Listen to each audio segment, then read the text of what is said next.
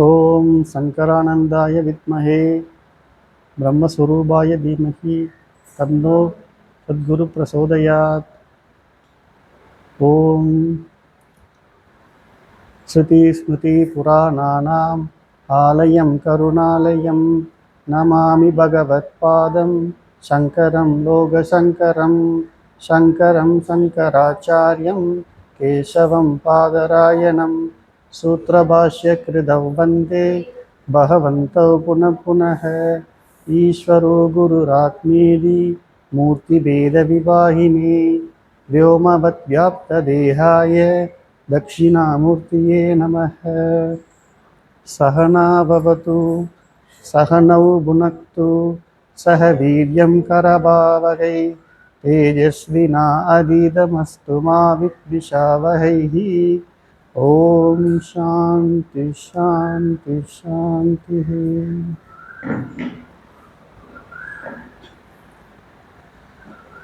நாம் ஸ்ரீ ஆதிசங்கராச்சாரியார் அவர்களுடைய விவேக சூடாமணி அப்படிங்கிற கிரந்தத்தினுடைய விளக்க உரையை பார்த்துக்கிட்டு இருக்கோம்.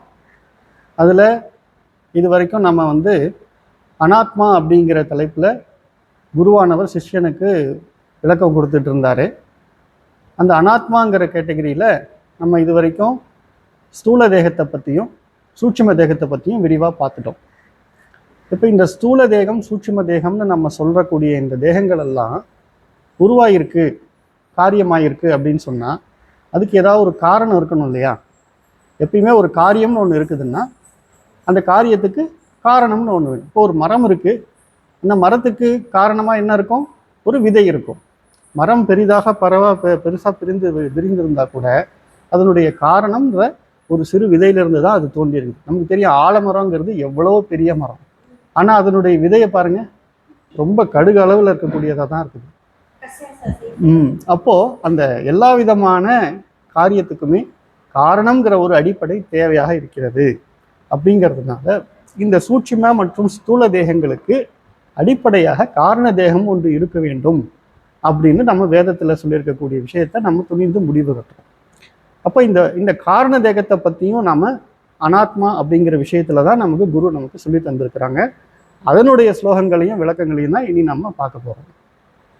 இதில் முதல்ல அவங்க 108வது ஸ்லோகத்தில் மாயா அப்படிங்கிற ஒரு விஷயத்தை பற்றின விளக்கத்தை ஸ்லோகமாக நமக்கு கொடுத்துருக்குறாங்க. அதை நம்ம பார்க்கலாம். அவ்யக்த நாம்னி பரமேஷ சக்தி. சொல்லுங்க. அநாத்ய வித்யா திரிகுணாத்மிகா பரா கார்யானுமேயா சுதீயைவ மாயயா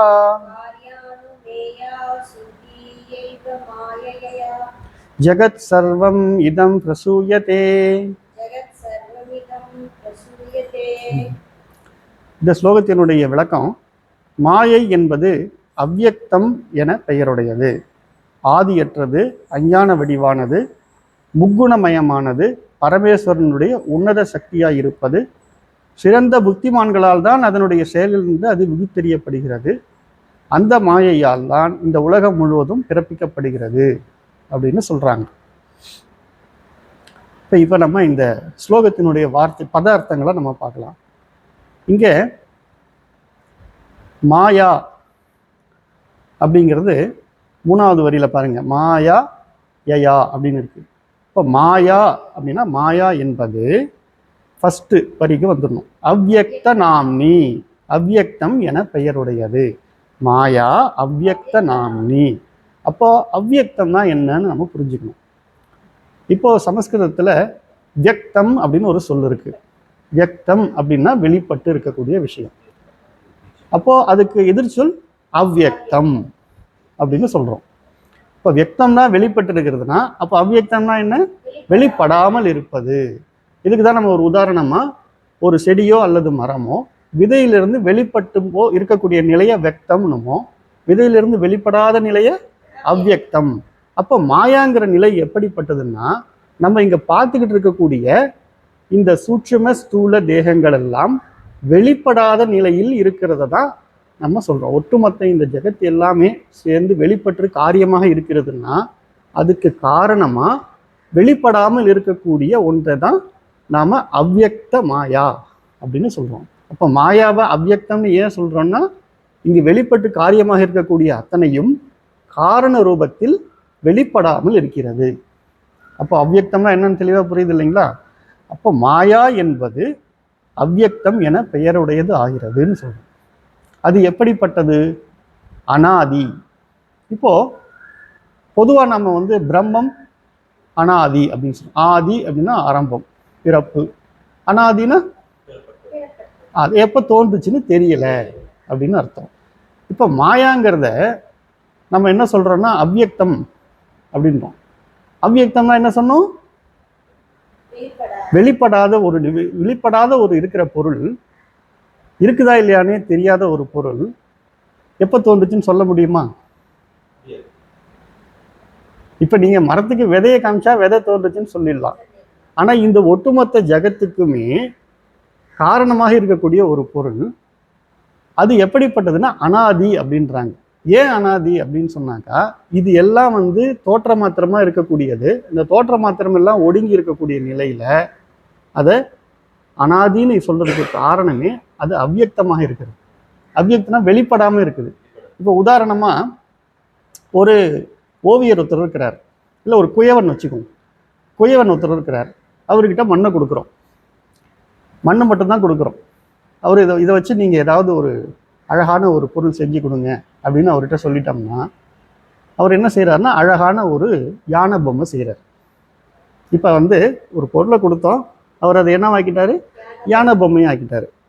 அப்போ அந்த யானை பொம்மை எங்கிருந்து வந்தது அவர்கிட்ட? களிமண்ணை வச்சு களிமண்ணை பொருளாக பயன்படுத்தினாரு. அப்போ அது என்னன்னா, அவருடைய அறிவில் அதுக்கு முன்னாடி தோன்றாமல் இருந்து பிறகு அறிவில் தோன்றி அந்த அறிவில் வந்தது தான் இங்க ஒரு பொருளா பயன்படுச்சிருக்கு இல்லையா? அப்போ பிரம்மம்னு ஒண்ணு இருக்குது, அந்த பிரம்மத்துக்கிட்ட வெளிப்படாத ஒரு சக்தியா மாயா இருக்குது. அந்த மாயாவிலிருந்து வெளிப்பட்டு காரியமாக இருக்கக்கூடியது தான் இந்த ஜகத்து, அல்லது ஸ்தூல சரீரமோ அல்லது சூட்சும சரீரமோ அப்படிங்கிறத நம்ம புரிஞ்சுக்கணும். இப்போ அந்த பிரம்மமே அனாதி அப்படின்னு நம்ம தெரிஞ்சுக்கும் போது அவர்கிட்ட இருக்கக்கூடிய அந்த அந்த சக்திக்கு பேரும் அனாதியா தானே இருக்க முடியும்.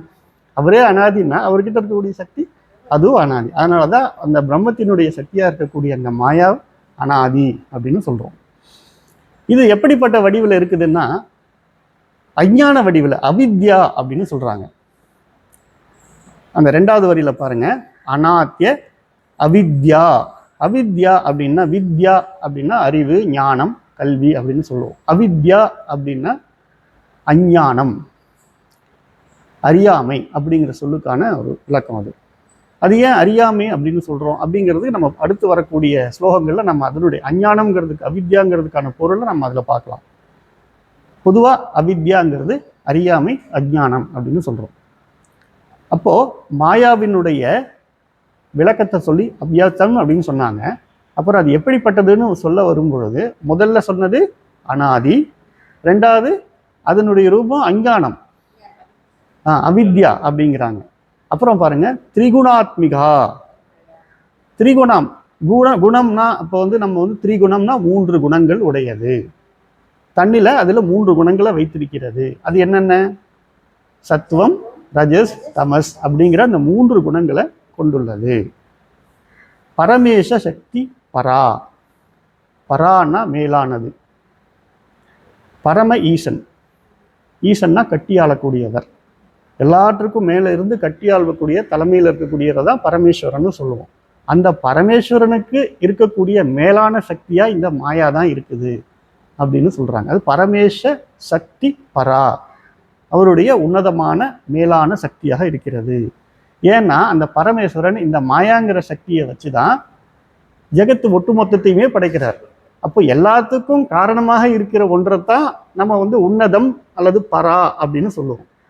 அப்போ பரமேஸ்வரன் கிட்ட இருக்கக்கூடிய பல சக்திகள் இருக்கலாம், ஆனா எல்லாத்துக்கும் அடிப்படையா இருக்கக்கூடியது அந்த மாயாங்கிற ஒரு சக்தி தான்.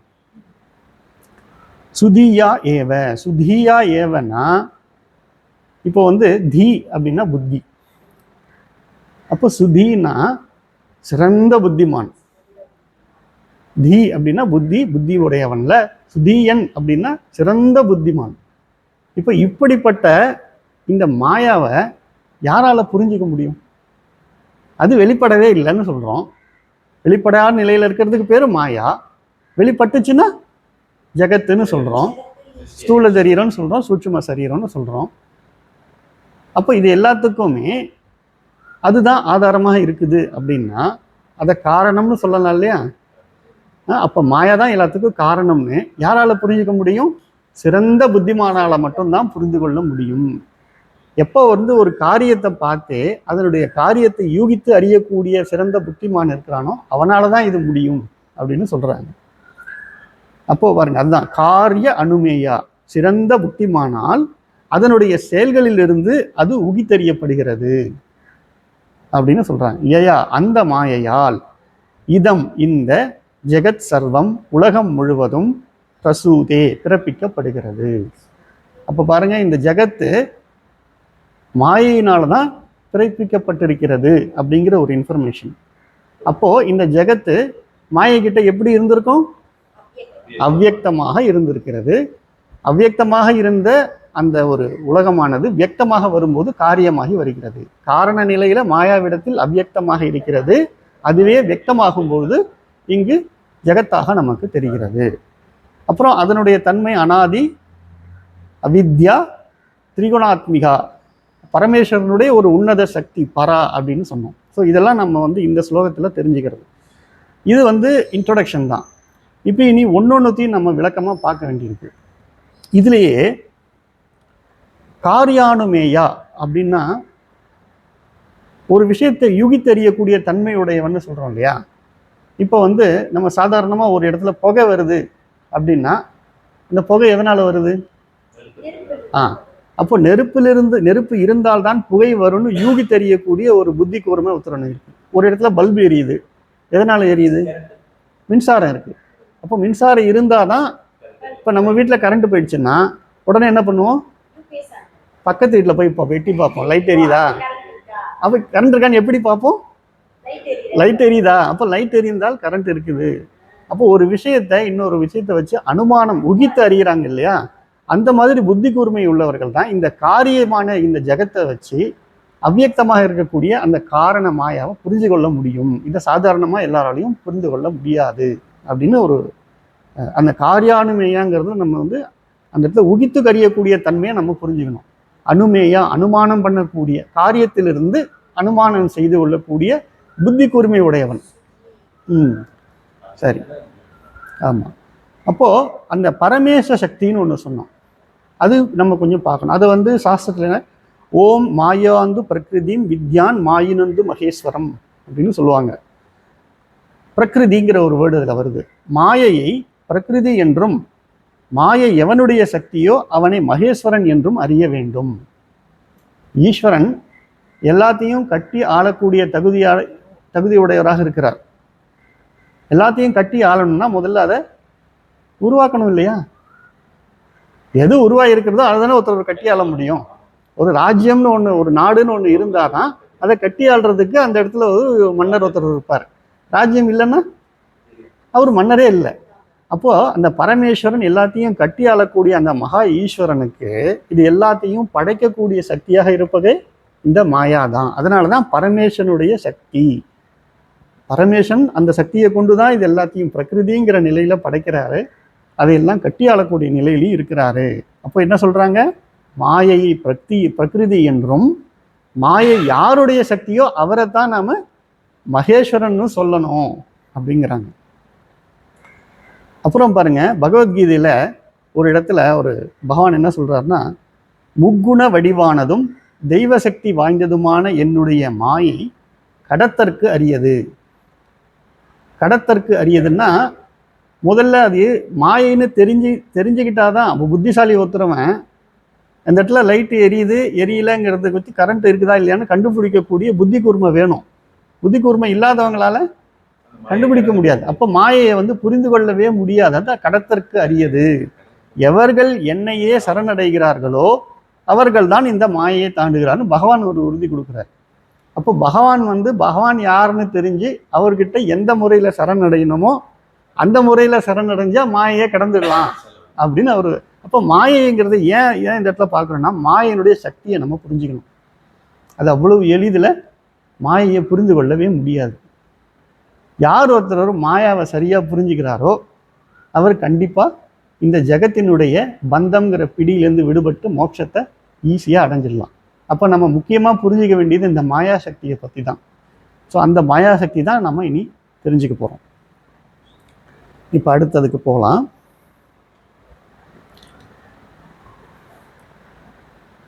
சன்னாப்ய சன்னாப்யு உபயாத்மிகானோ பின்ன அபிய அபி அபியபின்ன உபயாத்மிகானோ சங்காப்யனங்கா ஹ்யூபத்யாத்மிகா ஹ்யூபயாத்மிகா பியாத்மிகானோ மகாத்புதா அனிர்வச்சனீய ரூபா. பாருங்க, படிக்கிறதுக்கே ரொம்ப கஷ்டமா இருக்கு. ஏன்னா எப்படி டிசைன் பண்ணியிருக்காருங்க. மாயாங்கிறத அவ்வளோ எளிதில் புரிஞ்சிக்க முடியாது. இந்த ஸ்லோகத்தை பாருங்க, சன்னாபிய உபயாத்மிகானோ. அந்த வந்து உடைச்சி பிரித்து படிக்கிறதுக்கே கஷ்டமான ஒரு ஸ்லோகமாக அமைச்சிருக்கிறார். முதல்ல பொழிப்புரையை பார்த்துடலாம், அப்புறம் அந்த வார்த்தைகளை உடைச்சி பிரித்து நம்ம புரிஞ்சுக்கலாம். அது இருப்புடையது அன்று, இருப்பு இல்லாததும் அன்று, இரண்டும் கலந்ததும் அன்று, பிரிந்திருப்பதாகவோ பிரிவின்றி இருப்பதாகவோ இரண்டுமாகவோ இல்லை, அங்கங்களை உடையதாகவோ அங்கங்கள் அற்றதாகவோ இரண்டும் கலந்ததுமாகவோ இல்லை, மிகவும் ஆச்சரியமானது, இப்படிப்பட்டது என்று வகைப்படுத்தி கூற முடியாத ரூபமுடையது. இப்போ பாருங்க, மாயாங்கிறத புரிஞ்சுக்கிறதுக்கு இருப்பு இல்லைன்னு சொல்றாரு, அப்புறம் இருப்பு இருக்குன்னு சொல்றாரு. சரி, ரெண்டு பொருள் கலந்து இருக்குதா, ஏதாவது அதில் ரெண்டு பொருள் இருக்காரு, அப்போ கலந்ததும் இல்லை பிரிந்தும் இல்லை. சரி, இப்போ ரெண்டு பொருள் இருக்கா, ரெண்டு பொருளும் கிடையாது. அதுக்கிட்ட ஏதாவது உள்ள அங்கங்கள் ஏதாவது இருக்குதா, அப்படியும் கிடையாது. அங்கங்கள் உடையதுன்னு நம்ம, ஏன்னா இந்த உலகத்தை பார்க்கும்போது எல்லாத்துலையும் அங்கங்கள் இருக்குது. அப்போ அங்கங்கள் இருக்குன்னு சொல்ல முடியல, அங்கங்கள் இல்லைன்னு சொல்ல முடியாது, இரண்டும் கலந்ததும் இல்லை. அப்போ இது ஒரு ஆச்சரியமான பொருள். இது இப்படிப்பட்ட ஒரு விஷயத்தை பற்றி நம்ம வகைப்படுத்தி இதுதான் அப்படின்னு நம்ம அறுதிட்டு கூறவே முடியாது அப்படின்னு ஒரு பொழிப்புரை கொடுத்துருக்குறாங்க. நம்ம இதை கொஞ்சம் கொஞ்சமாக தான் புரிஞ்சிக்க முடியும். முதல்ல அந்த ஸ்லோகத்தை நம்ம உடைச்சி ஒன்றா புரிஞ்சுக்கலாம். சன் ந சன்னாபியாசன் போட்டிருக்காங்க இல்லையா, அது எப்படி பிரிக்கணும்னா சன் ந சத்து ந அப்படின்னு பிரிக்கணும். சத்து ந, சத்துனா என்ன, இருப்பு. நனா அதனுடைய நெகட்டிவ் சொல், இருப்பு. சத்து நனா சத்து இல்லை, அதாவது இருப்பு இல்லை அப்படின்னு சொல்ல முடியாது.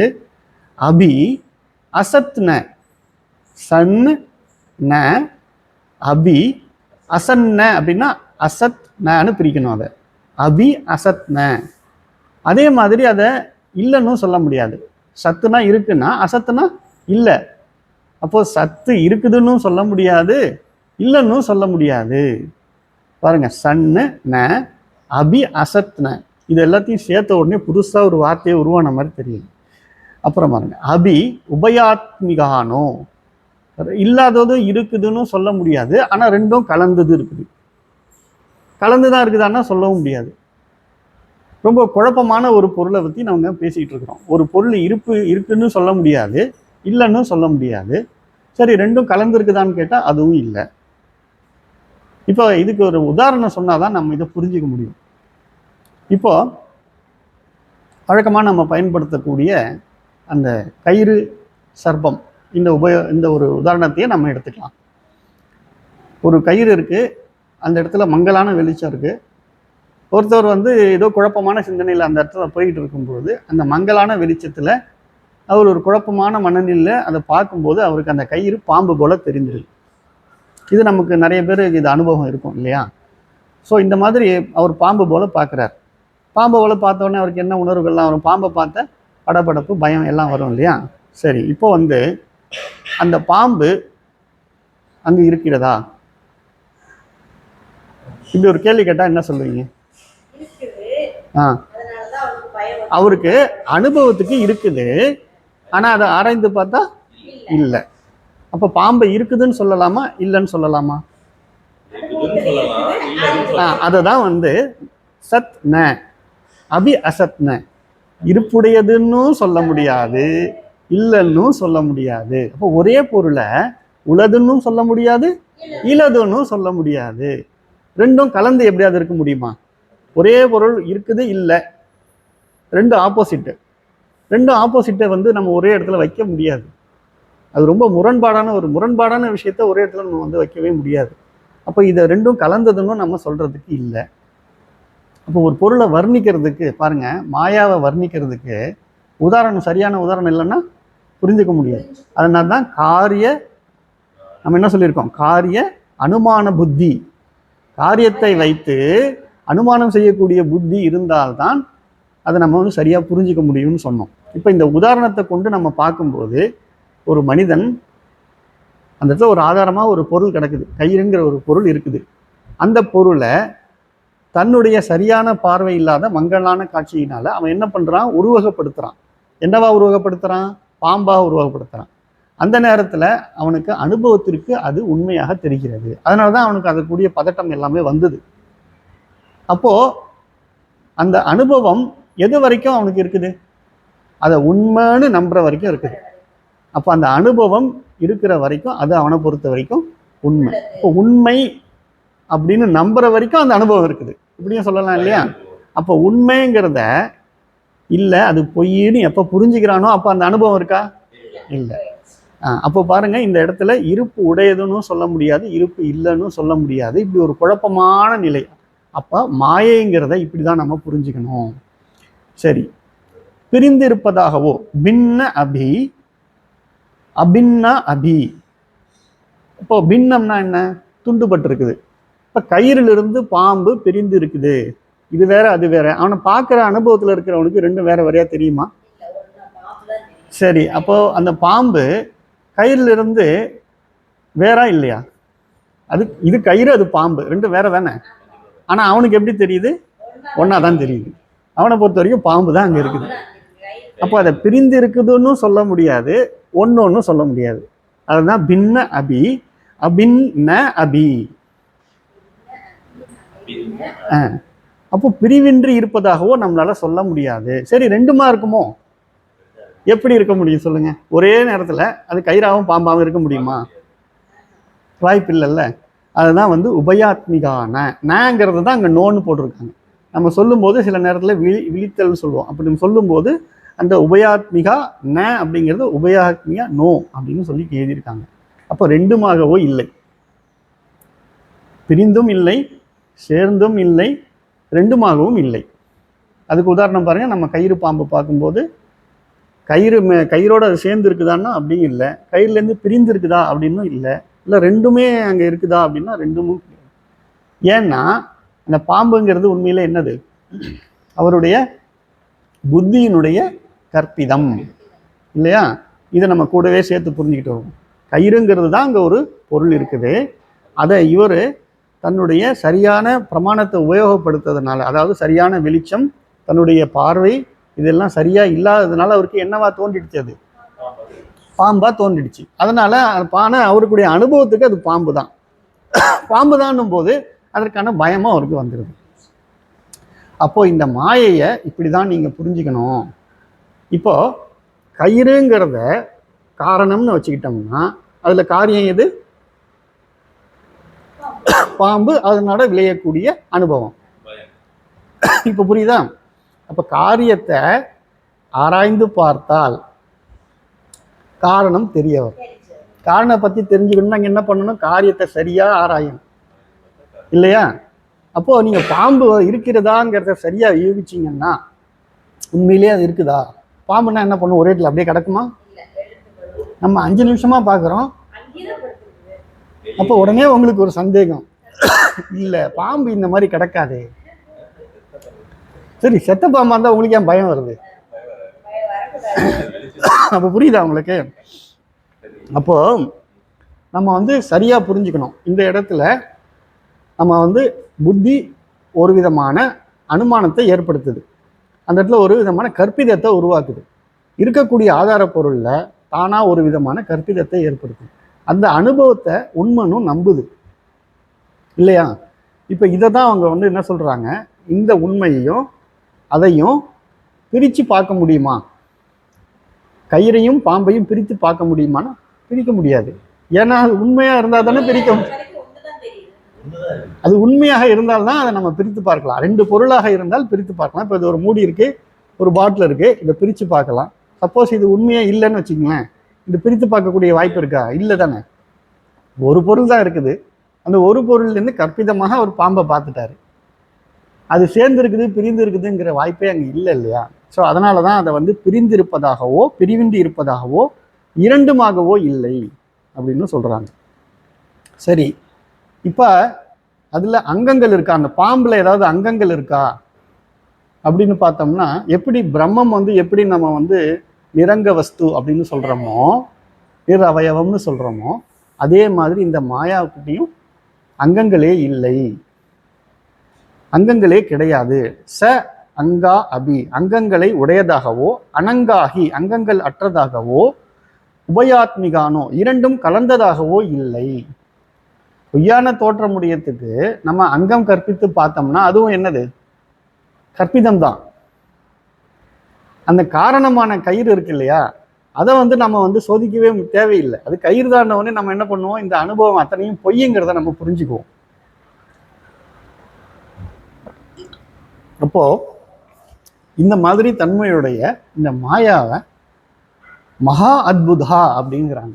அத்புதம் அப்படின்னா ஆச்சரியம், இது மகா அத்புதம். ஏன்னா இது பாருங்க, இருக்குன்னு சொல்ல, உள்ளதுன்னு சொல்ல முடியல, இலதுன்னு சொல்ல முடியல.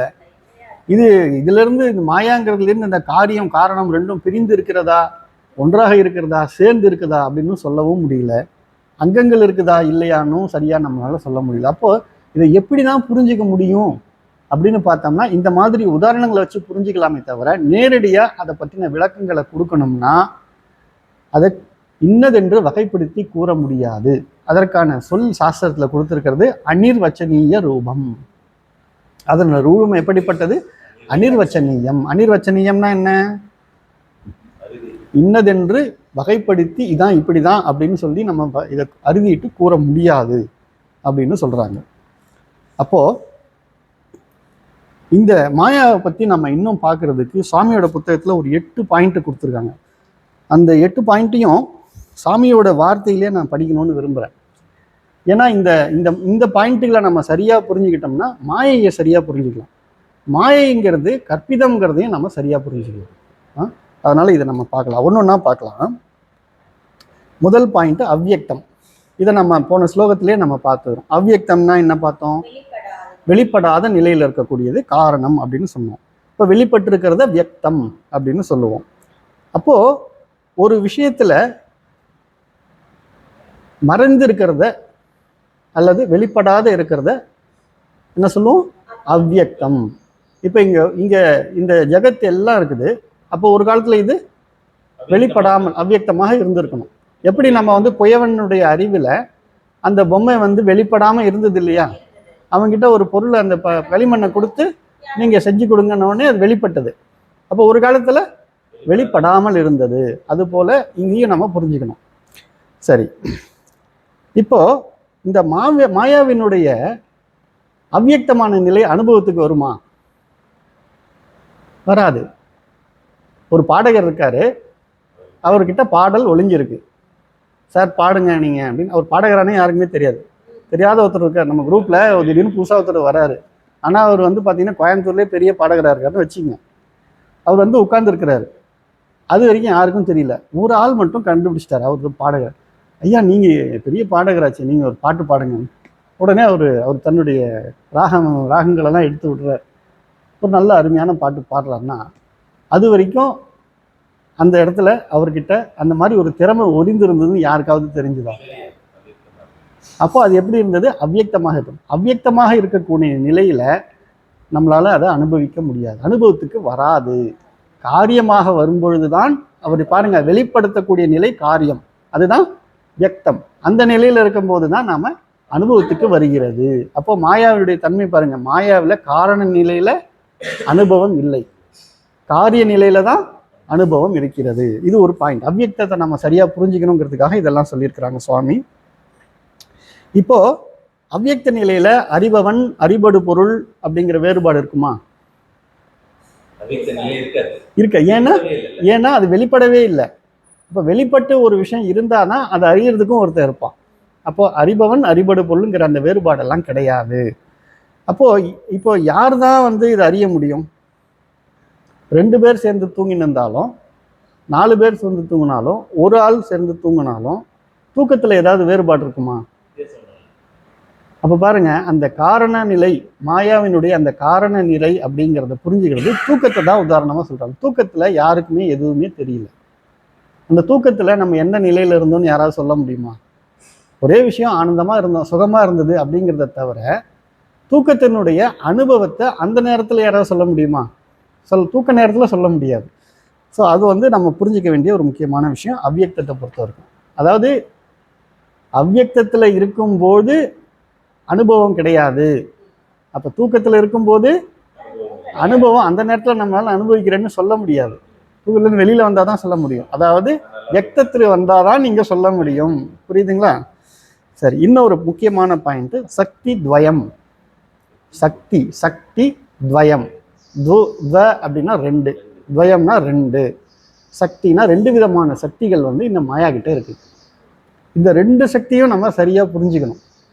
ஒன்றுக்கு பேரு ஆவரணம், இன்னொன்று விக்ஷேபம் அப்படின்னு சொல்லுவாங்க.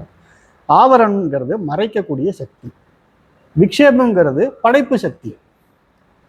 மறைத்தல் சக்தி, படைத்தல் சக்தி. இப்போ இதை வந்து நம்ம சரியா புரிஞ்சுக்கணும்னா மறுபடியும் நம்ம கயிறு பாம்பு உதாரணத்துக்கு போயிடலாம். இப்போ கயிறு கீழே இருக்குதுன்னு சொன்னோம். அவர்கிட்ட பிரமாணம் சரியா இல்லாதனால அந்த கயிறு மறைக்கப்படுது. அதுக்கு பேரு ஆவரணம். அப்போ மறைச்சதோட இருந்தா கூட பரவாயில்ல, அவர் பயந்துருக்க மாட்டார். இந்த விக்ஷேபன்னு ஒரு சக்தி இருக்கு பார்த்தீங்களா, அது பாருங்க, அங்க இருக்கிறதுக்கு ஏத்த மாதிரி அது எப்படிலாம் வளைஞ்சிருக்குதோ அப்படிக்கேற்ற மாதிரி அவ்வளோ பெரிய சைஸ்ல ஒரு பாம்பை உருவாக்குது. அது வேற ஏதாவது ஒரு ஹோஸ் பைப்பையோ ஒரு மாலையோ உருவாக்கினா அவன் பயப்படுவானா? அதுக்கு ஏத்த மாதிரி அந்த ரூபத்துக்கு ஏத்த மாதிரியான ஒரு பாம்புங்கிற ஒரு விஷயத்தை உருவாக்கி அவன் அவ்வளோ அல்லல கொல்லல வச்சிருக்குது. பாவம் அந்த மனுஷன். அப்போ அந்த விக்ஷேபங்கிற சக்தி பாருங்க, ஆவரணங்கிறது மறைப்பு சக்தின்னா விக்ஷேபத்து படைப்பு சக்தியை இன்னொரு விதமா சொல்லுங்க, அது உண்மையிலேயே ஒரு கற்பனா சக்தி தானே.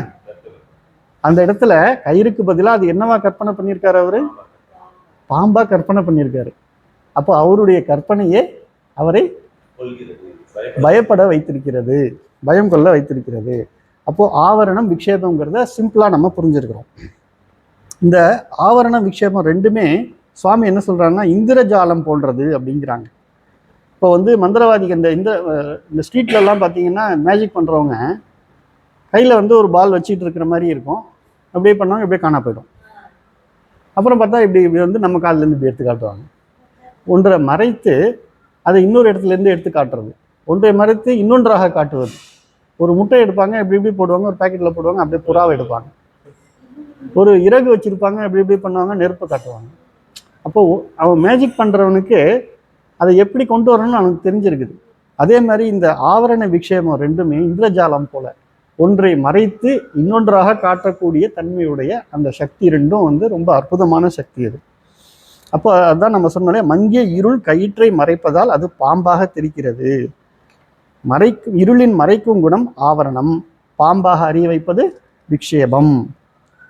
இப்போ நம்ம இன்னும் கொஞ்சம் இதை பிளைனா நம்ம விசாரிச்சோம்னா, ஒரு உண்மை இருக்குது, ஒரு பொருள் இருக்குது, அது உண்மை. அந்த உண்மையை இந்த மனித புத்தி என்ன பண்ணுது? அதீதமாக கற்பனை செய்தா இல்லையா? பல விதங்களில் கற்பனை செய்து. இப்போ ஒருத்தர் வந்து அதை வந்து பாம்பா பார்க்குறாரு, இன்னொருத்தர் அதை ஹோஸ் பைப்பாக பார்க்கலாம், இல்லைன்னா மாலையாக பார்க்கலாம், எதை வேணாலும் பார்க்கலாம் இல்லையா? அப்போ இந்த கற்பனை சக்தி எல்லாம் யாருக்கு இருக்கு? மனிதனுடைய புத்திக்கு இருக்குது. அப்போ சிருஷ்டி பண்ணக்கூடிய அந்த கற்பனா சக்தி மனிதனுக்கு, ஜீவனுக்கு இருக்கிறது அப்படிங்கிறத நம்ம புரிஞ்சுக்கணும். இப்போ கையில் இப்படி ஒரு பொருள் வச்சிருக்கேன். இது என்னன்னு சொல்லுங்க. என் கைக்குள்ள என்ன இருக்கு சொல்லுங்க. ஏதோ இருக்கு. கெஸ் பண்ணுங்களேன். முதல்ல கைக்கு உள்ள வந்து ஒரு பொருள் அடங்கணும். நீங்க என்ன கற்பனை பண்ணுவீங்க கைக்குள்ள அடங்குற மாதிரி? அப்புறம் இல்ல, வேற ரப்பர். அப்புறம் வேற? சரி, வேற? இல்ல. இப்படி நான் என்னன்னா, ஒரு பொருள் மறைக்கப்படும் பொழுது நம்ம புத்தியில பலவிதமான கற்பனைகளுக்கு வழி இருக்கிறது. குழந்தைங்களா தான் என்ன சொல்லியிருப்பாங்க, மாமா சாக்லேட் வச்சிருக்காங்க சொல்லுவாங்களா? சாக்லேட் வச்சிருக்காங்க. நல்லா வயசானவங்களா இருந்தா நெல்லிக்கனியாக இருக்குமோ? ஞானத்துக்கு வரவங்களாம் உள்ளங்கை நெல்லிக்கனி வச்சிருப்பாரோ? அப்போ எதுக்காக சொல்றேன்னா, ஒரு பொருள் மறைக்கப்படும் பொழுது மனித புத்திக்கு அதீதமான கற்பனை திறன் வந்து பல விதங்கள்ல சிருஷ்டிகளை உருவாக்குது. எதுல? கற்பனையில தான். இது நம்ம புரிஞ்சுக்கணும். அப்போ இந்த மாதிரி நம்ம கிட்ட ஒரு மனிதனுக்கே ஒரு ஜீவனுக்கே உரிய ஒரு சக்தி இருக்குது. அப்போ மாயை என்ன பண்ணுதுன்னா, மூடவும் செய்யும், மறைக்கவும் செய்யும், மறைந்த இடத்துல பலவிதமான உருவங்களை காட்டவும் செய்யும். அப்போ அந்த ஆவரண விக்ஷேப சக்தியை நம்ம எப்படி புரிஞ்சுக்க வேண்டியிருக்கு பாருங்க. இப்போ இப்படிதான் என்ன பண்ணுதுன்னா, இந்த பிரம்மாத்மாவை மறைத்து அதே பரமாத்மாவை உலகங்களாக பார்க்க வைக்கிறது. பிரம்மத்தை உலகமாக பார்க்க வைக்கிறது. சக்திக்கு பேர் என்ன? இப்போ அப்போ இருக்கிறது ஒரு பொருள், தெரிவது வேறொன்று. இருப்பதை மறைப்பது எது? மாயா. பிரம்மம் தான் இருக்கிறது. அந்த பிரம்மத்தை மறைக்கக்கூடிய சக்திக்கு பேர் என்ன? மாயா. அதுகிட்ட இன்னொரு சக்தி இருக்குது, விக்ஷேபம்ங்கிற கற்பனா சக்தியினால இந்த உலகத்தை எல்லாம் படைச்சிருக்கு. புரியுது இல்லைங்களா? அப்போ பாருங்க, இது ரொம்ப முக்கியம். அப்போ இந்த ஜகத்து பிரம்மம் சத்தியம், ஜெகத்து மித்யா. மித்யானா கற்பிதம்னு ஒரு பொருள் இருக்குது. அதை பற்றி நம்ம இப்போ பார்க்க போகிறோம். மூணாவதாக இருக்கக்கூடிய பாயிண்ட் என்னன்னா, இந்த மாயை பற்றி அனாதி. இதுவும் நம்ம போன ஸ்லோகத்திலே பார்த்தோம். அனாதி அப்படின்னா அது வந்து எப்போ தோன்றுச்சுன்னே சொல்ல முடியாது. பிரம்மம் எப்போ தோன்றுச்சுன்னு சொல்ல முடியுமா? முடியாது. அப்போ பிரம்மத்துக்கு இருக்கிற சக்தி எப்போ தோன்றுச்சுன்னு சொல்ல முடியுமா? பிரம்மமே எப்போ தோன்றுச்சுன்னு சொல்ல முடியாது. அப்போ பிரம்மத்துக்கு இருக்கிற சக்தி எப்போ தோன்றுச்சுன்னு நம்மளால சொல்ல முடியாது இல்லையா? அப்போ பரமேஸ்வரனுடைய இந்த சக்திங்கிற மாயைங்கிறது எப்போ தோன்றுச்சு அப்படின்னு நம்ம சொல்ல முடியாது. இப்போ நம்ம இந்த மாயாவினுடைய விஷயத்தை பற்றி பேசும்போது அவித்யா அப்படிங்கிற ஒரு வேர்டை நம்ம பார்த்தோம். அவித்யா அப்படின்னா அறியாமை. ஒரு பொருளை பற்றினா அறியாமை உங்களுக்கு இருக்குது. அது எப்பயிலேருந்து இருக்குது? இப்போ வந்து இந்த செல்ஃபோன் இருக்கு. இந்த செல்ஃபோனை பற்றி உங்களுக்கு தெரியல. எப்பயிலேருந்து தெரியல? தெரியல. அது எப்பன்னு சொல்ல முடியாது இல்லையா? அதை தான் இப்போ நம்ம வந்து இந்த அனாதிங்கிற சொல்லுக்கு பொருளாக எடுத்துக்கணும். மாயைங்கிறது எப்படின்னா, அனாதி அப்படின்னா ஒரு விஷயத்தை பற்றின அறியாமையை தரக்கூடியது தான் மாயை. பிரம்மத்தை மறைக்கிறது தான் என்ன? அறியாமை. ஒரு விஷயத்தை பற்றி தெரியலன்னா என்ன அர்த்தம்? ஒரு விஷயத்தை மூடி மறைக்கிறோம்னா என்ன அர்த்தம்? அது நமக்கு தெரியலன்னா அதை பற்றின அறியாமை நம்ம கிட்ட இருக்கு. அப்போ அறியாமைக்கு காரணம் ஆவரண சக்தி. அந்த ஆவரண சக்தியில அவித்யாங்கிற அந்த அறியாமையினால தான் பிரம்மத்தை பற்றி நமக்கு தெரியலங்கிறத நம்ம என்ன பண்ணிடுறோம்? பல விதங்களில் இங்கே பறந்து விரிந்த உலகமாக நம்ம, ஏன்னா அதுக்கிட்ட இன்னொரு சக்தி இருக்குது. என்னது? விக்ஷேபன்ற ஒரு சக்தி இருக்குது. இப்போ இந்த அனாதிங்கிறத எதுக்காக நான் சொல்ல வரேன்னா, அறியாமைக்கு ஆரம்பம் இல்லை. ஏன்னா மாயாவே அப்படிப்பட்டது. ஏன் மாயா வந்து யாருடைய சக்தி? பிரம்மம் எப்படிப்பட்டவர்? அவரும் அனாதி. அப்போ அவருடைய சக்தியும் அனாதி. இதை இப்படிதான் நம்ம புரிஞ்சுக்கணும். இன்னொன்று, இந்த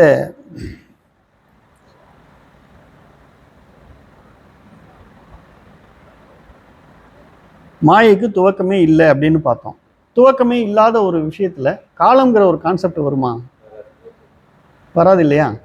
ஏதாவது ஒரு பொருள் படைக்கப்பட்டாதான் இந்த நேரத்தில் இது பிறந்தது, இவ்வளவு காலம் இருந்தது, அப்புறம் மறைந்ததுன்னு சொல்லலாம்.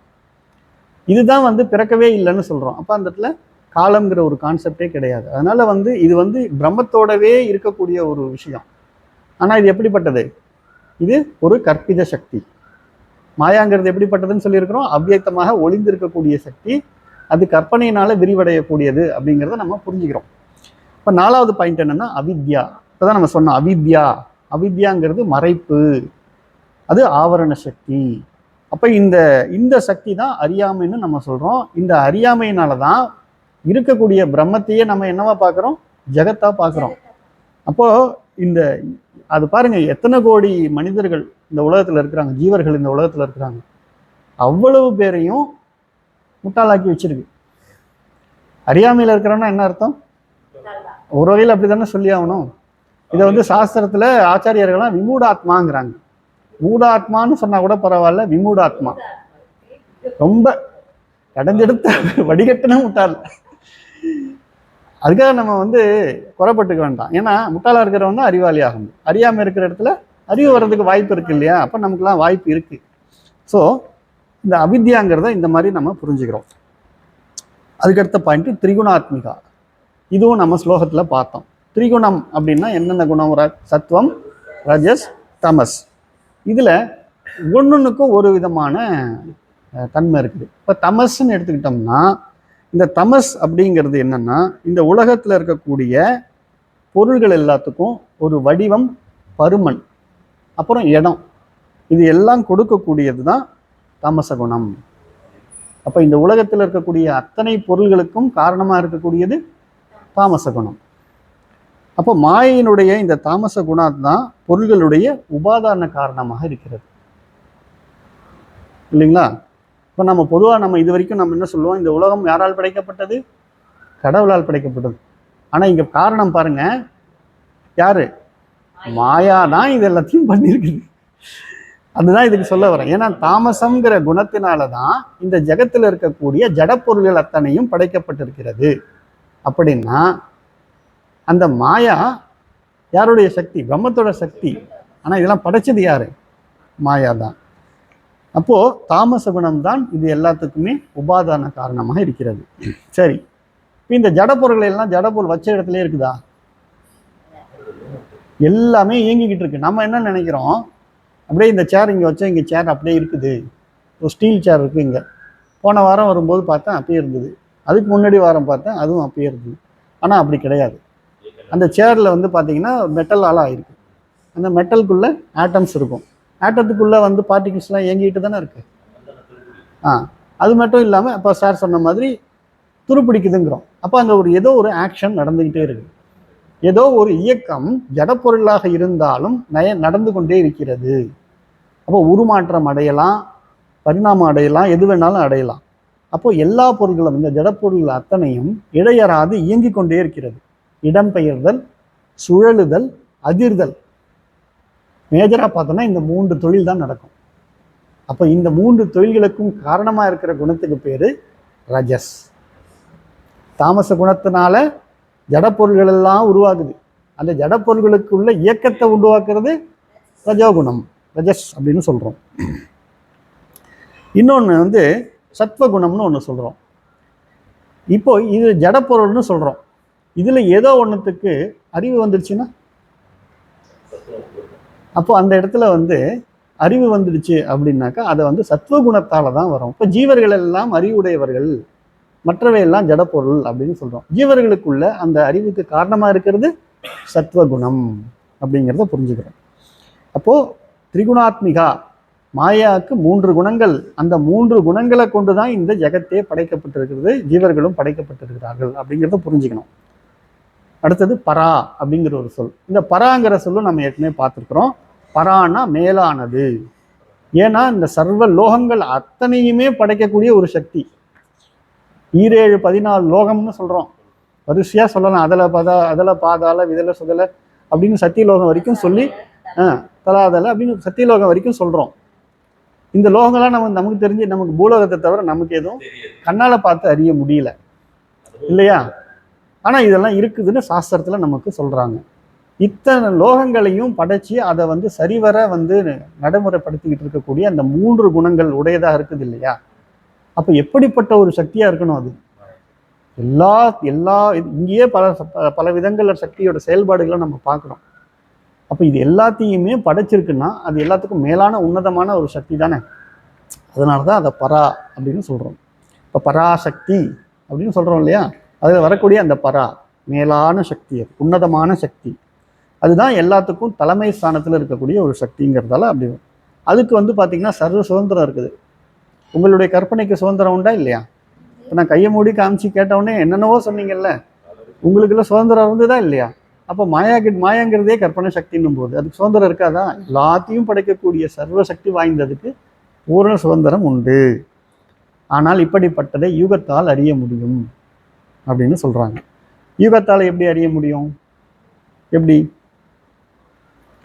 என்ன சொன்னோம்? யூகத்தால் அறியறதுக்கு 2 உதாரணம் சொன்னோம்.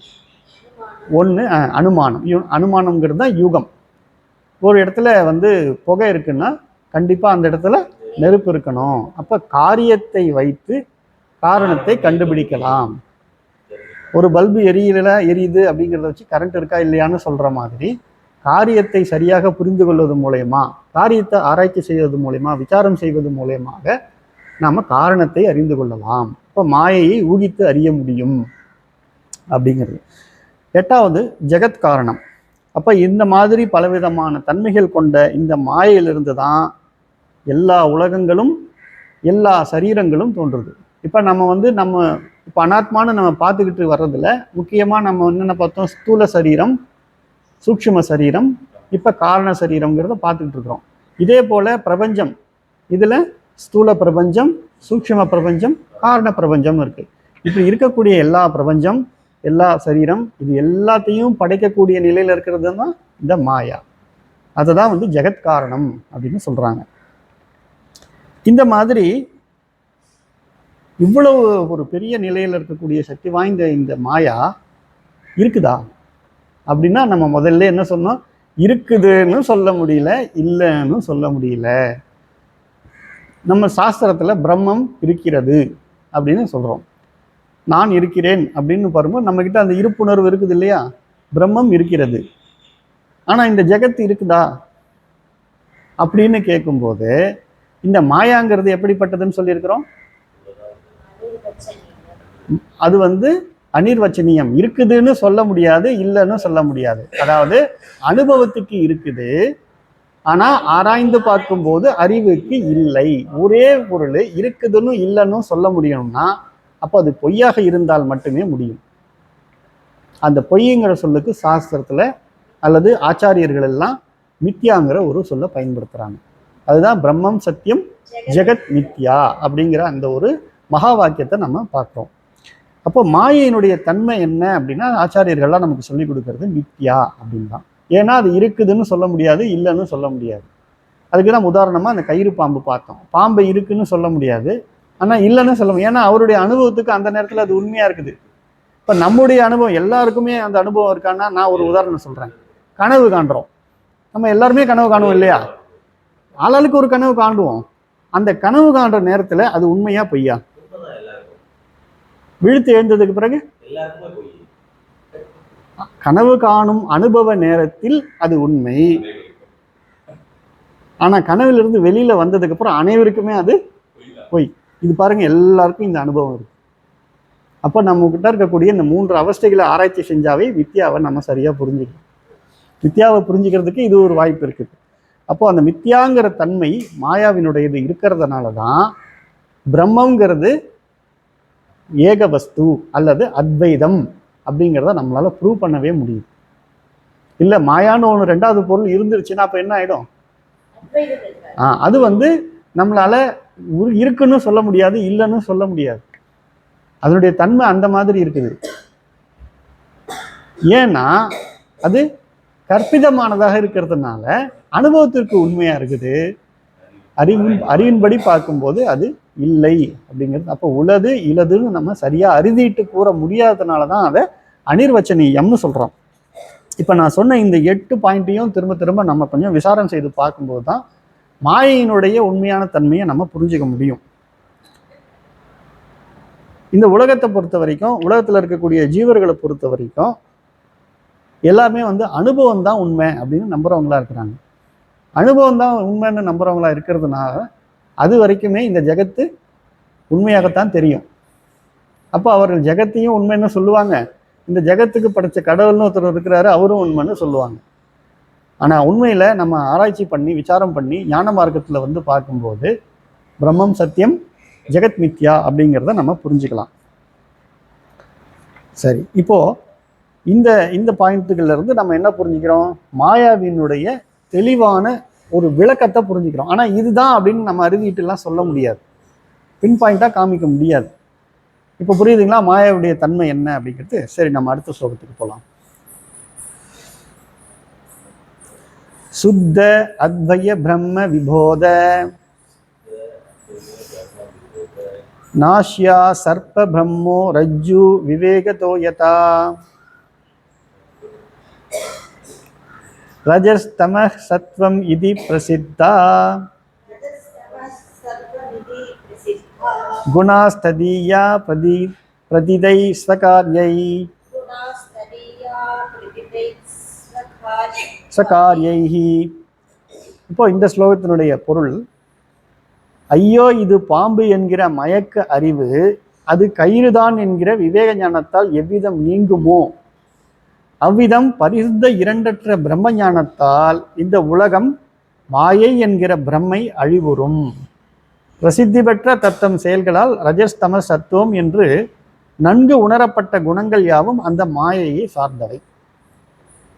இதுல இருந்து நம்ம என்ன புரிஞ்சுக்கிறோம் பாருங்க. இவ்வளவு நேரம் நம்ம ஒரு உதாரணம் பார்த்தோம், கயிறு பாம்பு. அந்த கயிறு பாம்பு உதாரணத்தை நம்ம எங்கேருந்து எடுத்துருக்கிறோம்? சாஸ்திரத்துலேருந்து தான் எடுத்துருக்கிறோம். ஆச்சாரியர்கள்லாம் இந்த உதாரணங்களை பயன்படுத்தி தான் நமக்கு உண்மை எது பொய் எதுங்கிறத விளக்கியிருக்கிறாங்க. இது நமக்கு அனுபவத்தில் இருக்கக்கூடிய உதாரணங்கிறதால எல்லாரையுமே இது எளிதாக புரிஞ்சிக்க முடியுது. அப்போ பாருங்க, அந்த அனுபவ நேரத்தில் ஐயோ இது பாம்பு அப்படின்னு பயந்து போய் சொல்லக்கூடிய நிலையில் இருக்கிறவன் அது கயிறுங்கிற அந்த ஞானம் வந்த பிறகு, அறியாமை நீங்கின பிறகு, அந்த விவேக ஞானம், விவேகம்னா என்ன? பிரித்து பார்க்கறது. பார்க்கும்போது முதல்ல விவேகம்லாம் என்ன சொல்லியிருக்கிறோம்னா, எளிதில் பார்க்கும்போது ஒன்றா தான் தெரியும். சரியை தீர விசாரித்து பார்க்கும்போது மட்டும்தான், விசாரம் செய்து பார்க்க மட்டும்தான் அதில் ரெண்டு இருக்குங்கிறதே நமக்கு புரியும். அப்போ அந்த விவேக ஞானம் அப்படின்னு அவங்க சொல்லியிருக்கிறத நம்ம சரியாக புரிஞ்சுக்கணும். அதை இந்த ஸ்லோகத்தை எப்படி படிக்கணும்னா, சர்ப்ப பிரம்மோ, ஐயோ இது பாம்பு என்கிற பிரம்மை. பிரம்மைனா என்னது? மயக்க அறிவு.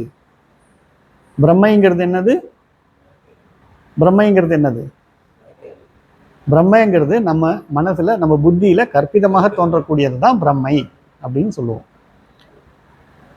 ரஜ்ஜு விவேகத்தோ, அது கயிறுதான் என்கிற விவேக ஞானத்தால்.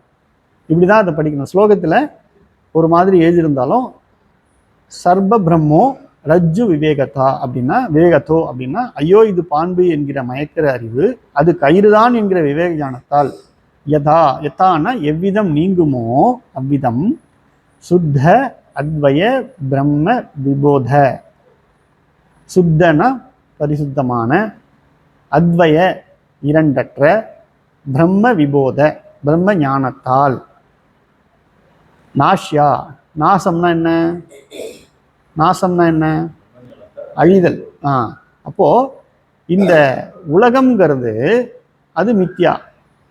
எப்படி பாம்பு நமக்கு காட்சி அளித்ததோ அது போல இந்த உலகம் பிரம்மையினால ஏற்பட்டிருக்குது. அந்த பிரம்மை எப்படி அழிவுறும்? பரிசுத்தமான இரண்டற்ற பிரம்ம ஞானத்தினால தான். இது கயிறுதாங்கிற ஞானத்தால் தானே பாம்பு போச்சு. அதே மாதிரி இந்த ஜெகத்து எல்லாமே மாயையினுடைய ஒரு காரியம்தான் அப்படிங்கிறது எப்போ நமக்கு தெளிவாக தெரியும்னா, பரிசுத்தமான இரண்டற்ற பிரம்ம ஞானத்தால தான் அது போகும். அறியாமை எப்போ போகும்? அறிவு வந்தா. எதை பற்றின அறிவு வந்தா? எது ஆதார பொருளோ அதை பற்றின அறிவு வந்தா. அப்போ பிரதிதை சகாரியை, பிரசித்தி பெற்ற தத்தம் செயல்களால் ரஜஸ் தமக சத்துவம் இது.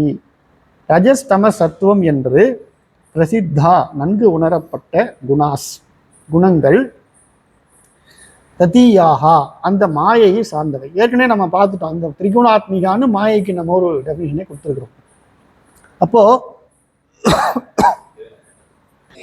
இந்த மூன்று குணங்கள் சத்வரஜஸ் தமஸ் அப்படிங்கிற இந்த குணங்கள் தான் இந்த உலக தோற்றத்துக்கே காரணம்ங்கிறத நம்ம விளக்கமாக பார்த்தோம்.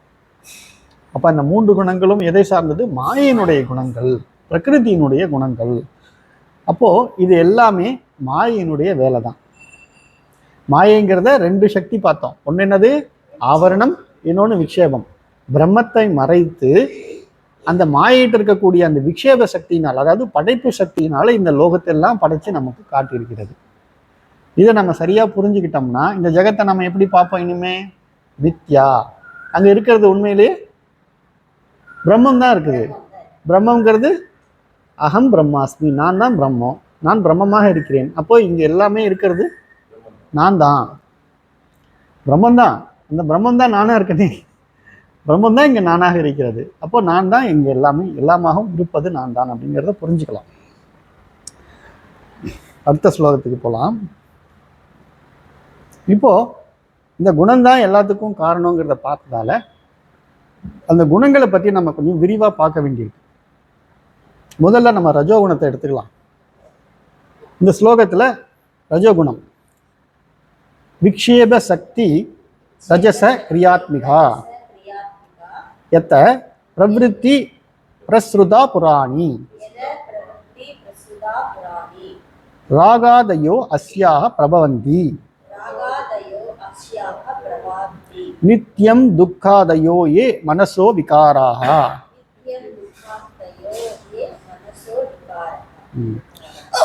இல்லாததை இருப்பது போல் தோற்றுவிக்கும் விக்ஷேப சக்தியானது ரஜோகுணத்தினுடையது. இப்ப ரஜோகுணம்ங்கிறத பார்க்கும்போது ரஜோகுணத்தினுடைய வேலை என்ன அப்படின்னா, இல்லாததை இருப்பது போல் தோற்றுவிக்கும் ஒரு சக்தி உடையது. இது செயல் வடிவினானது. அதிலிருந்து மிக பழமையான சிருஷ்டி வெள்ளம் பெருகியுள்ளது. மனத்தின் விகாரங்களான விருப்பு வெறுப்பு முதலியவை இடைவிடாது இதனின்று தோன்றும். துக்கம் முதலியன எவையோ அவையும் உண்டாகின்றன. இப்போ பாருங்க, நம்ம கிட்ட இருக்கக்கூடிய எல்லா தேவையில்லாத விஷயங்களும் எங்கேருந்து வருது? அப்போ விருப்பு வெறுப்புங்கிற அந்த குணங்கள், துக்கம், இது அத்தனையுமே எங்கேருந்து வருது? ரஜோகுணத்தினால தான் வருது. ரஜோகுணங்கிறது பார்த்தீங்கன்னா இருக்கிறத இல்லாததை மாதிரி காட்டுது அப்படிங்கிறாங்க. இருக்கிறது எது? பிரம்மம். அது இல்லாததா காட்டுது. அப்போ இங்கே என்னன்னா நம்ம எல்லாம் பார்க்குறோம். இங்கே கட்டடம் இருக்குது, இங்கே சேர் இருக்குது, இங்கே வந்து டிவி இருக்குது, நமக்கு இந்த இடத்துல ஒரு காட்டு இருக்குது அப்படின்னு எல்லாம் சொல்கிறது. நம்ம எல்லாத்தையும் பார்க்குறோம். ஆனால் அங்கே இருக்கிறது என்ன? பிரம்மம் தான் இருக்குது. இருக்கிறத இல்லாததா காட்டக்கூடிய அந்த ஒரு சக்தி உடையது தான் விக்ஷேபம் அப்படின்னு சொல்கிறோம். அது மாயையினுடைய ஒரு ரஜோகுணத்தினுடைய ஒரு சக்தி. இது எப்படி இருக்குன்னா, நம்ம ஏற்கனவே சொன்னோம், இது எப்போதுமே செயல் வடிவினல் தான் இருக்கும். இது ஜடமாக இருக்காது, செயல் வடிவனதாக இருக்கும் அப்படின்னு சொன்னோம். இன்னொன்று, இந்த ரஜோகுணம்ங்கிற அந்த இயக்கத்தினால தான் மாயையில ஒளிந்திருக்கக்கூடிய பழைய நினைவுகள், அந்த பழைய நினைவுகள் தான் இப்படி விரிந்திருக்கிறது. இப்போ இவ்வளோ டீட்டெயில்ஸ் இருக்கு இல்லையா, இந்த எல்லா டீட்டெயில்ஸுமே எங்கேயோ ஒரு இடத்துல வந்து ரெக்கார்ட் ஆகி தானே வந்து தோன்றியிருக்கணும். இப்போ நம்ம வந்து சொல்கிறோம், ஒரு பாடகர் இருக்காரு, அந்த பாடகர்கிட்ட ஒரு பாட்டு ஒளிந்திருக்குது. நம்ம கேட்குறோம், சார் இந்த இப்போ எஸ்பிபி வந்தாருன்னா உடனே அவர்கிட்ட ஏதாவது ஒரு பாட்டு சொல்லி இந்த பாட்டை எனக்கு பாடுங்க அப்படின்னு சீட்டில் முன்னெல்லாம் எழுதுவாங்க. அவர் வந்து ஒரு ஊரில் வந்து பாடுறாரு அப்படின்னா ஒரு துண்டு சீட்டில் இந்த பாடலை எனக்காக பாடவும் அப்படின்னு நாங்கள் முன்வரிசையில் உட்காந்துருக்கவங்க தான் கொடுப்பாங்க. உடனே அவர் பேரை படித்து இவங்களுக்காக நாங்கள் இந்த பாட்டை பாடுறேன் அப்படின்னா அப்போது அவர் பாடுற வரைக்கும் அந்த பாட்டு அவர்கிட்ட எப்படி இருந்தது? ஒளிந்திருந்தது. கரெக்டு. எப்படி இருந்தது? நினைவில் தானே இருந்தது. அவர் நினைவில் இருந்ததை, அவ்வியக்தமாக இருந்ததை வெளிப்படுத்தி व्यक्तமாக்கிறார், பாட்டாக கொண்டு வந்துடுறார். அப்போ நினைவில் இருக்குது. அதே போல இந்த ஜெகத் சிருஷ்டிக்கான அத்தனை விஷயங்களும் அந்த மாயாவிடத்துல நினைவுன்ற நிலையில இருக்குது. அந்த நினைவுகளை தான் இங்கே மிக பழமையான சிருஷ்டி வெள்ளம். ஏற்கனவே சிருஷ்டியாகி லயமாகி சிருஷ்டியாகி லயமாகி பல விதங்களில் நினைவுகளாக பதிந்து கிடக்கிறது தான் அது வெள்ளம் போல ஒரே நேரத்தில் வெளியே வருகிறது அப்படிங்கிறது அப்படி சொல்கிறாங்க. அப்போ நம்ம மனசில் இருக்கக்கூடிய இந்த விகாரங்கள், இது பிடிச்சிருக்கு, இது பிடிக்கலை, பிடிக்கலைன்னா என்ன வரும்? கோபம் வரும், எரிச்சல் வரும். அப்புறம் பார்த்தீங்கன்னா அதனால பலவிதமான செயல்கள்லாம் நம்ம ஈடுபடுறோம். பிடிச்சிருக்குன்னா அன்பு வரும், அன்பு வரும். அதனால நம்ம சும்மா விட்டுருவோம், அதுக்கும் பல செயல்கள் ஈடுபடுறோம். அப்போ பாருங்க, நம்முடைய செயல்கள் அத்தனைக்குமே இந்த விருப்பு வெறுப்பு காரணமாகுது. விருப்பு வெறுப்புங்கிறது எங்கே தோன்றுதுன்னா ரஜோகுணத்திலிருந்து வெளிப்படுகிறது. அப்போ பாருங்க, இப்போ இந்த விருப்பு வெறுப்புனால வரக்கூடிய துக்கம், அல்லது சுகம் எதுவானாலும் எல்லாத்துக்கும் காரணமாக இருக்கக்கூடியது ரஜோகுணம். இப்போ நம்ம ஸ்லோகத்துக்கு போகலாம். விக்ஷேப சக்தி அப்படிங்கிறது இல்லாதது இருப்பது போல் தோற்றுவிக்கும் சக்தியானது. ரஜசக ரஜோகுணத்தினுடையது. இது எப்படிப்பட்டது? கிரியாத்மிகா செயல் வடிவானது. யதக அதிலிருந்து, பிரவிற்த்தி புராணி மிக பழமையான சிருஷ்டி வெள்ளம். பிரவிற்த்தி அப்படின்னா, விருத்தி அப்படின்னா என்னது? தோன்றுவது, தோன்றி தோன்றி மறையக்கூடியது, இப்படி பல விஷயங்கள்ல சொல்லலாம். விருத்தி ஆகிக்கிட்டே இருக்கு அப்படின்னாக்கா வளர்ந்து கொண்டே இருக்கிறது அப்படின்னா பிரவிற்த்தி புராணி. ஏற்கனவே இருந்த விஷயங்கள் அதெல்லாம் என்னுடைய நினைவில் இருக்குது. அந்த நினைவில் இருக்கிறத நான் வந்து எப்படி வெளிப்படுத்துவேன்? கற்பனையினால தானே வெளிப்படுத்துவேன். அதுதான் பிரவிற்த்தி புராணி. ஏற்கனவே இருக்கக்கூடிய அந்த நினைவிலிருந்து இந்த ஜெகத்தையே சிருஷ்டி பண்ணக்கூடியது இந்த ரஜோகுணம். பிரஸ்ருதா இது வந்து எப்படி இருக்கு? ஒரு இடத்துல ரவுண்ட் இருக்கா? எப்படி பிரம்மம் வந்து நம்ம வந்து அன்லிமிட், அது வந்து எல்லை இல்லாததுன்னு சொல்றோமோ, நமக்கு தெரிஞ்ச வரைக்கும் இந்த பிரபஞ்சத்துக்கு எல்லை இருக்கா? இல்லை இல்லையா? அப்போ அது பாருங்க, அதுதான் வந்து பெருகியுள்ளது. பிரஸ்ருதா பெருகி இருக்கிறது. நித்தியம் அதுவும் எப்படி? இடைவிடாது. அஸ்யா இதனின்று இதுகிட்ட. இப்போ அந்த ரஜோகுணத்திலிருந்து தான் ராகதையோ விருப்பு வெறுப்பு முதலியவை, மனசோ விகாரா மனதின் விகாரங்களான, துக்க தூயோ துக்கம் முதலியன, எவையும் பிரபவந்தி உண்டாகின்றன. இந்த மாதிரி இருக்கக்கூடிய விஷயங்கள் எல்லாம் எதிலிருந்து உருவாகுது? ரஜோகுணத்திலிருந்து தான் உருவாகுதுங்கிறத புரிஞ்சுக்கிறோம். இன்னும் ஒரு ஸ்லோகம் பார்த்துடலாம். காம குரோதோ லோப தம்பாத்யசூயயா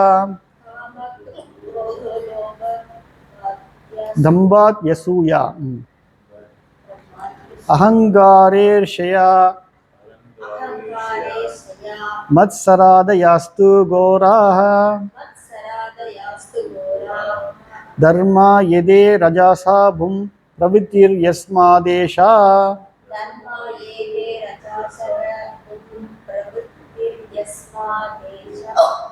ததரஜோ பந்தம் ஹேதுஹு. இதனுடைய விளக்கம், ஆசை, கோபம், லோபம், தம்பம் முதலியவை குணத்தில் தோஷத்தை கற்பித்தல், கர்வம், பொறாமை, பகைமை முதலிய கொடிய குணங்களாகியவை ரஜசமானவை. இப்போ நம்ம சொன்னோம் இல்லையா, துக்கம் போன்ற இந்த மாதிரியான குணங்கள் எல்லாமே நமக்கு இருக்கக்கூடிய அனுபவங்கள் அத்தனையுமே ரஜோகுணத்திலிருந்து வருது அப்படின்னு சொன்னோம். இதனின்றே மனிதனுடைய வெளிநாட்டமான செயல்கள் ஏற்படுகிறது. இப்படிப்பட்ட இந்த ரஜோகுணமே பந்தத்திற்கு காரணம். அப்போ பாருங்க, பந்தத்துக்கு காரணம் இதெல்லாம் வந்து கேள்வியா கேட்டிருந்தார். அதுல சுவாமி இப்ப வந்து நமக்கு அனாத்மாவை பத்தி தான் விளக்கம் கொடுத்துட்டு இருக்காங்க. அதுலயே பாருங்க, பந்தத்துக்கு ஒரு காரணமும் அது எதனால வந்திருக்கு? ரஜோகுணத்தினால வந்திருக்குங்கிற விளக்கத்தை இங்க கொடுக்குறாங்க. ஆசை, கோபம், லோபம். லோபம்னா பேராசை. தம்பம்னா தன்னை பத்தியே வந்து பெருமைப்படுத்திக்கிறது. நான் இப்படிப்பட்டவன் அப்படிப்பட்டவன். நான் வந்து எங்க ஊர்ல திருவிழா நடந்த போது நான் தாங்க வந்து அங்க வந்து அன்னகாரியம் பண்ணேன். எத்தனை வகையான பொரியல் தெரியுமா? எத்தனை வகை அந்த இலையில இருந்தது தெரியுமா? என்ன மாதிரி இது வரைக்கும் அந்த இடத்துல யாருமே பண்ணதில்லைங்க. அவரே அவருடைய பெருமையை சொல்லிக்கிறார். பார்த்தீங்கன்னா இதை தம்பம் அப்படின்னு சொல்லுவோம். அப்போ இந்த மாதிரி இருக்கக்கூடியது. அப்புறம் குணத்துல இதெல்லாம் தோஷத்தை தான் கற்பிக்குது. கர்வம், பொறாமை, பகைமை இதெல்லாம் கொடிய குணங்கள். கர்வங்கிறதுக்கும் தம்பங்கிறதுக்கும் கிட்டத்தட்ட ஒரே மீனிங் தான் வரும். ஆனால் ரெண்டும் வேற வேற.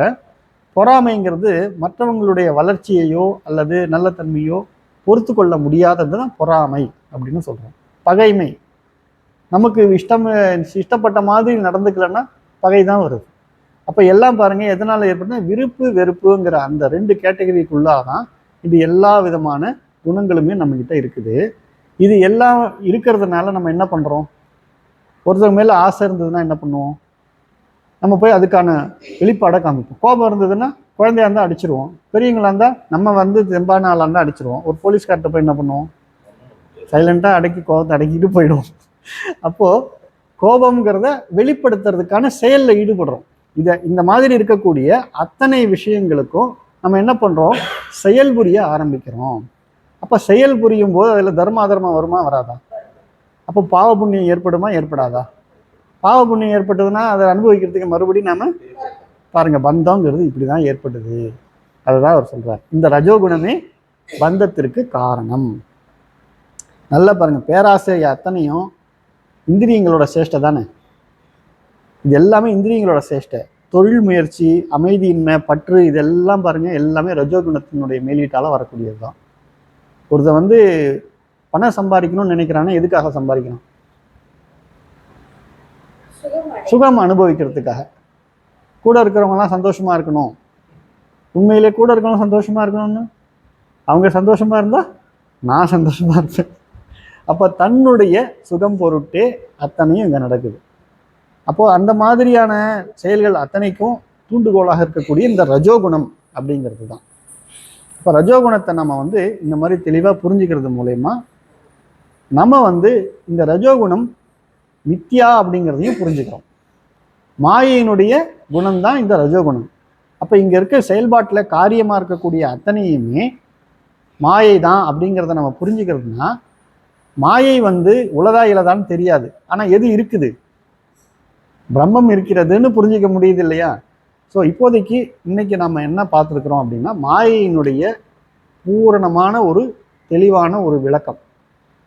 அது கூட அதனுடைய குணங்கள்ல 3ல் ஒன்றாகிய ரஜோகுணத்தை நம்ம கொஞ்சம் பார்த்துருக்குறோம். இனி அடுத்து வரக்கூடிய விளக்க உரையில மற்ற குணங்களாகிய சத்துவகுணத்தையும் தமோகுணத்தையும் நம்ம பார்க்கலாம். ஓம் பூர்ணமத பூர்ணமிதம் பூர்ணாத் பூர்ணமுதஸ்யதே பூர்ணஸ்ய பூர்ணம் ஆதாய பூர்ணமேவாவசிஷ்யதே. ஓம் சாந்தி சாந்தி சாந்தி. ஹரி ஓம் ஸ்ரீ குருப்யோ நமः. ஹரி ஓம்.